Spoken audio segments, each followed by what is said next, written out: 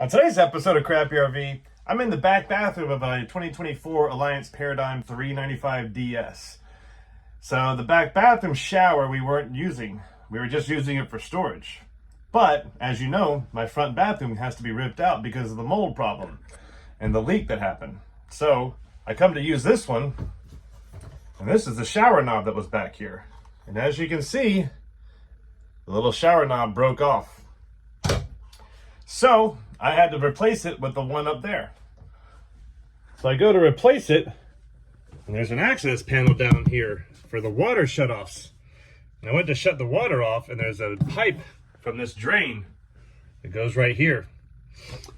And I heard a drip, drip, drip.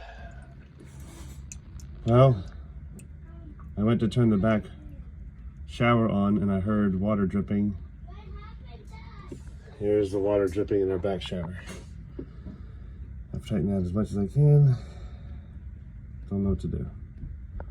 Come to find out, it was leaking.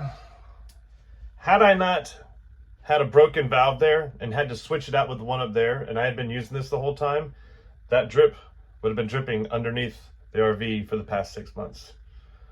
Luckily, we weren't using this back bathroom, and luckily I found it. So, good luck out there.